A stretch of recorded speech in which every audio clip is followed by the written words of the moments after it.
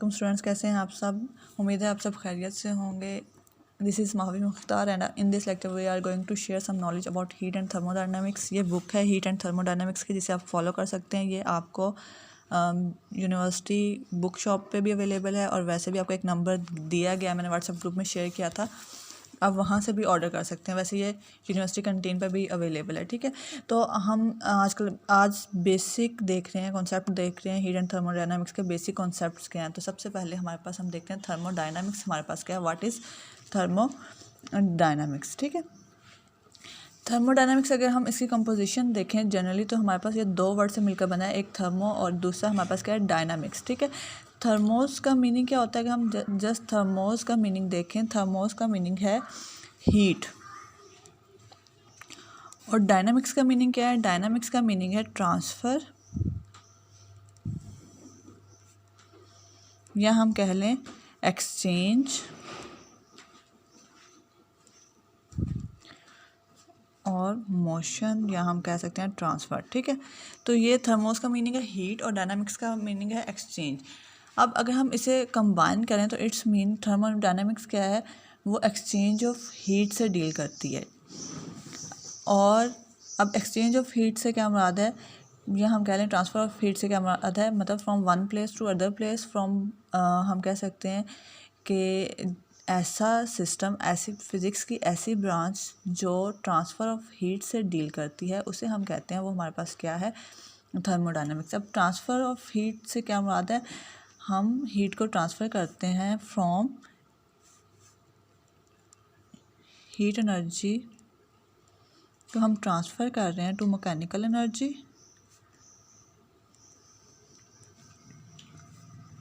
और फिर mechanical energy को ट्रांसफ़र कर रहे हैं हम वापस हीट एनर्जी में। तो ये एक ऐसा प्रोसेस है, एक्सचेंज ऑफ हीट से मुराद हमारे पास हीट एनर्जी चेंज होती है मैकेनिकल एनर्जी में, और फिर मैकेनिकल एनर्जी चेंज होती है हीट एनर्जी में। ये एक हमारे पास प्रोसेस कंटिन्यू रहता है। और इस प्रोसेस को स्टडी करने के लिए हम फिज़िक्स की जो ब्रांच यूज़ करते हैं, उसे हम कहते हैं, वो हमारे पास थर्मोडायनामिक्स है। The branch of physics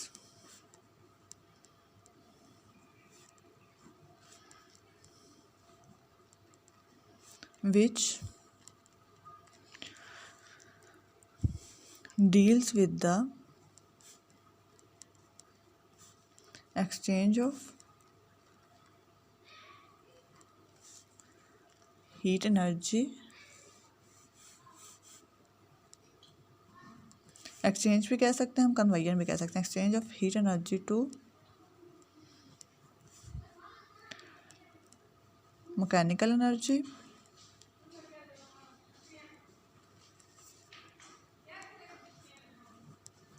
and mechanical energy to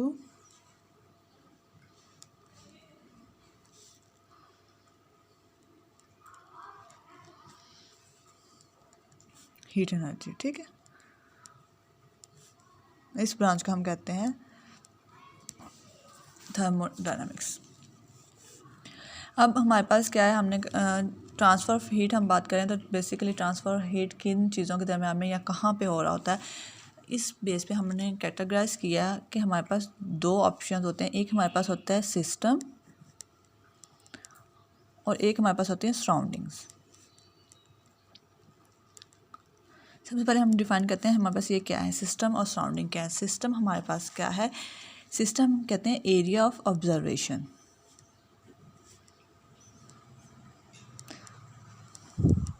या हम कह सकते हैं एनीथिंग अंडर कंसिडरेशन। एक ही बात होगी, एरिया ऑफ ऑब्जर्वेशन या एनीथिंग अंडर कंसिडरेशन। अब एरिया ऑफ ऑब्जर्वेशन से मुराद हमारे पास क्या है, हमारे पास ये है कि एक फ़िक्स्ड अमाउंट हमने ली है किसी भी चीज़ की। अगर हम स्टेट्स की बात करते हैं तो हमारे पास तीन तरह की स्टेट्स होती हैं, लिक्विड, सॉलिड एंड गैस। हम किसी भी फॉर्म में बात कर सकते हैं, लिक्विड की बात कर सकते हैं, गैस की, या कोई भी हम किसी भी फॉर्म में मैटर को ले सकते हैं। और उस डेफिनेट अमाउंट को हमने क्या कर दिया, एक स्पेस के अंदर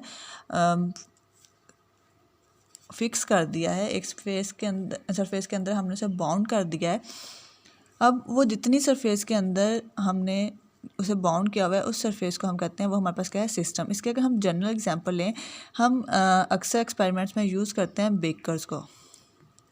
केमिस्ट्री में आपने पढ़ा होगा बेकर्स हमारे पास क्या होते हैं, बेकर्स हमारे पास एक एरिया एक कप की फॉर्म में हम कह सकते हैं हमारे पास होता है ग्लास कप होता है हमारे पास, उसमें हम क्या करते हैं, उसमें हम अपने सॉल्यूशन को प्लेस करते हैं, ठीक है। तो अब बेकर में जो हमने अपना सॉल्यूशन प्लेस किया है, मतलब हमने उसे कन्फाइन कर दिया इस बेकर में, और एरिया ऑफ ऑब्जर्वेशन हमारे पास क्या हो गया, लिमिट हो गया, मतलब हम जस्ट बेकर को ऑब्जर्व कर रहे हैं, ठीक है। तो ये हमारे पास क्या है, ये हमारे पास है सिस्टम। सराउंडिंग क्या होती है, सराउंडिंग हमारे पास क्या होती है कि इस एरिया ऑफ ऑब्जर्वेशन के बाहर जो भी चीज़ है, अब ये बेकर हमने किसी रूम में रखा हुआ है या किसी कहीं बाहर, लेट्स सपोज ये हमने रूम में रखा हुआ है, तो ये हमारे पास ये जो रूम है इस बेकर के अराउंड, ये हमारे पास क्या है, ये हमारे पास सराउंडिंग है। अगर ये बेकर हमने किसी ओपन एयर में रखा हुआ है, मतलब वैसे ही कहीं रख दिया, तो वो क्या है, यूनिवर्स हमारे पास क्या है, वो हमारे पास इसकी सराउंडिंग है। ये हमारे पास अब हमने डिफ़ाइन किया कि हमारे पास एरिया ऑफ सिस्टम क्या होता है और सराउंडिंग क्या होता है। अब सिस्टम जो है वो फर्दर 3 कैटेगरीज़ हैं सिस्टम की हमारे पास, लेकिन उससे पहले हम चलें, सिस्टम की 3 कैटेगरीज़ हैं हमारे पास। एक हमारे पास है isolated system,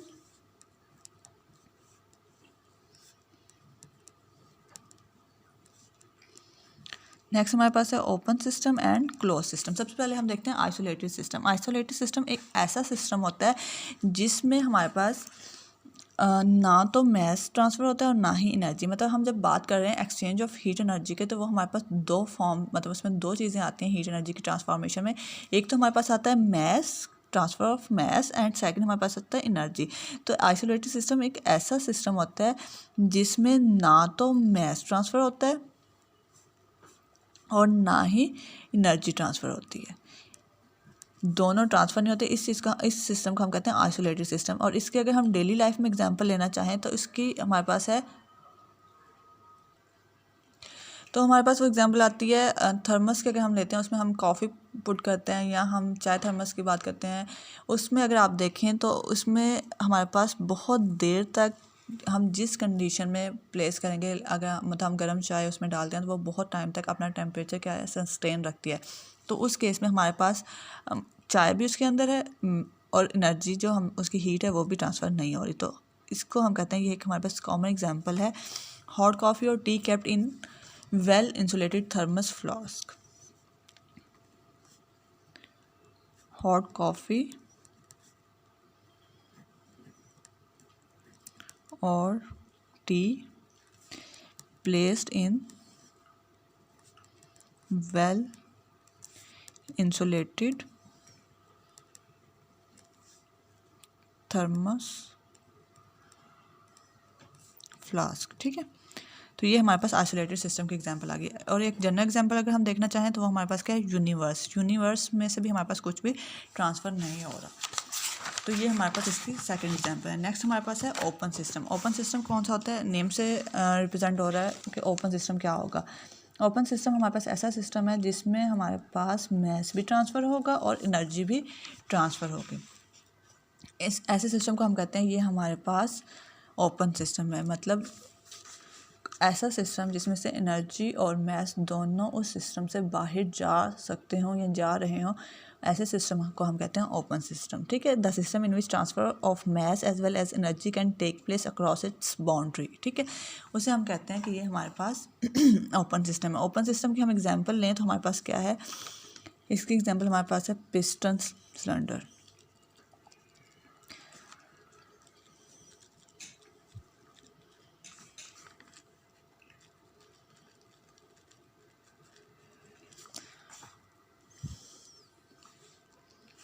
piston cylinder arrangement with valves, ठीक है। आपको पता है ये पिस्टन सिलेंडर क्या होता है, हम एक सिलेंडर होता है उसमें हम गैस फिल करते हैं और उसके ऊपर हम क्या करते हैं, वॉल्व यूज़ करते हैं। और उस वॉल्व को हम क्या करते हैं, मतलब वॉल्व लगाने से वो आइसोलेटेड नहीं होता, उसमें से हम मैस को ट्रांसफ़र कर सकते हैं और एनर्जी भी ट्रांसफ़र हो सकती है, ठीक है। तो ऐसा पिस्टन सिलेंडर जिसके साथ हमने वॉल्व अटैच किया होगा वो हमारे पास ओपन सिस्टम की एग्जांपल है। उसके बाद हमारे पास नेक्स्ट सेकंड एग्जांपल क्या है, क्लोज्ड सिस्टम। क्लोज सिस्टम हमारे पास क्या होता है, क्लोज सिस्टम हमारे पास ऐसा सिस्टम होता है जिसमें हमारे पास एनर्जी तो ट्रांसफ़र हो रही हो लेकिन मैस जो है वो ट्रांसफ़र ना हो रहा हो, ठीक है। ऐसे सिस्टम को हम कहते हैं वो हमारे पास होता है क्लोज्ड सिस्टम। और इसकी हमारे पास एग्जांपल क्या है? इसकी एग्जांपल हमारे पास है पिस्टन सिलेंडर,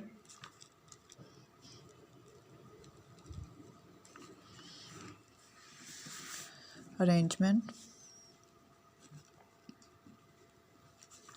विदाउट वॉल्स। ठीक है, ये हमारे पास तीन तरह के सिस्टम आ गए। एक हमारे पास आ गया आइसोलेटेड सिस्टम, जिसमें हमारे पास हीट एनर्जी की ट्रांसफॉर्मेशन के लिए जो दो फैक्टर्स यूज़ होते हैं, एक मैस ट्रांसफ़र हो रहा होगा और एक हमारे पास क्या होगी, हीट ट्रांसफ़र हो रही होगी। तो हम कहेंगे कि हीट एनर्जी हमारे पास ट्रांसफ़र हो रही है। तो अगर हमारे पास मैस और हीट दोनों ट्रांसफ़र हो रही है तो उसे हम कहते हैं कि वो हमारे पास क्या है, आइसोलेटेड सिस्टम है। अगर वो दोनों ट्रांसफ़र नहीं हो रहे होंगे तो वो हमारे पास आइसोलेटेड सिस्टम है। और अगर हमारे पास दोनों ट्रांसफ़र हो रहे होंगे तो वो ओपन सिस्टम है। और अगर उन दोनों में से कोई एक ट्रांसफ़र हो रहा होगा, मतलब मैस ट्रांसफ़र नहीं हो रहा होगा और हीट ट्रांसफ़र हो रही होगी, तो वो हमारे पास होगा क्लोज सिस्टम। ठीक है, और इन तीनों के हमने एग्जांपल्स भी देखी। आइसोलेटेड में हमने क्या कहा, हमने एक टीथ थर्मस की एग्जांपल ली। ओपन सिस्टम में हमने कहा कि हमारे पास पिस्टन सिलेंडर जिस पे वॉल्व लगा हुआ, और क्लोज सिस्टम पिस्टन सिलेंडर जिस पे हमारे पास वॉल्व ना लगा हुआ। ठीक है, तो ये हमारे पास एग्जाम्पल्स थी। उसके बाद हमारे पास नेक्स्ट हमने कहा था, जब हमने डिस्कस किया था, हमने कहा था हमारे पास एक सिस्टम होता है और सेकंड हमारे पास क्या होती है, सराउंडिंग। सराउंडिंग हमारे पास क्या होती है, सराउंडिंग में यहाँ पे हमारे पास दो टाइप्स डिस्कस की गई हैं, लेकिन बेसिकली हम बाउंड्री को कंसिडर नहीं करते टाइप्स ऑफ सराउंडिंग में। ठीक है, तो सराउंडिंग हमारे पास क्या होती है, जिसका डायरेक्ट कॉन्टैक्ट होता है, या हम कह लें कि जहाँ पे हमारे पास एनर्जी ट्रांसफ़र हो रही होती है उसे हम कहते हैं कि वो हमारे पास क्या होती है, सराउंडिंग होती है। और नेक्स्ट हमारे पास क्या है, बाउंड्री। बाउंड्री हमारे पास क्या होती है, और यहाँ पे जब हम आप इनकी डेफिनेशंस पढ़ेंगे वहाँ पे हम बाउंड्री का वर्ड भी यूज़ कर आप देखेंगे। तो बाउंड्री हमारे पास क्या होती है, बाउंड्री हमारे पास एक लेयर होती है जो सराउंडिंग को और सिस्टम को सेपरेट करती है। सिस्टम और सराउंडिंग जिस लेयर के थ्रू, जिस चीज़ के थ्रू सेपरेटेड होते हैं, उन्हें हम कहते हैं, वो हमारे पास क्या होती है, बाउंड्री होती है। अब जो बाउंड्री होती है ना, ये हमारे पास इमेजिनरी भी हो सकती है और रियल भी हो सकती है। ठीक है, मतलब इमेजिनरी से मुराद है, हम खुद ही अज्यूम कर लेते हैं, जैसे हमारे पास एक सिलेंडर है, हम उसको इस तरह से, हमारे पास लेट्स सपोज एक सिलेंडर है और उसमें हमने क्या किया, गैस फिल की हुई है। अब इस गैस की ये वाली जो बाउंड्री है ना, ये हमारे पास रियल है, और जो ये वाली बाउंड्री है ना, ये वाली, ये हमारे पास इमेजिनरी है। ठीक है, ये हमने उसे इमेजिन किया हुआ कि यहाँ पे हमारे पास ये वाली इसकी, तो ये इस तरह से। और इसी तरह से हमारे पास क्या हो सकती है, रियल भी हो सकती है, सॉरी फिक्स्ड भी हो सकती है हमारे पास, और मूवेबल भी हो सकती है। जैसे हमारे पास हम पिस्टन यूज़ करते हैं तो उसे हम मूव भी कर सकते हैं, या उसे हम फिक्स्ड भी रख सकते हैं। तो इस तरह से हमारे पास फिक्स्ड भी हो सकती है और मूवेबल भी हो सकती है। अब हमारे पास नेक्स्ट क्या है, नेक्स्ट हमारे पास है, किसी भी सिस्टम को डिस्क्राइब करने के लिए हमारे पास दो अप्रोचेज होती हैं। एक हमारे पास होती है माइक्रोस्कोपिक और एक हमारे पास होती है मैक्रोस्कोपिक। ठीक है, सेकंड हमारे पास क्या है, मैक्रोस्कोपिक।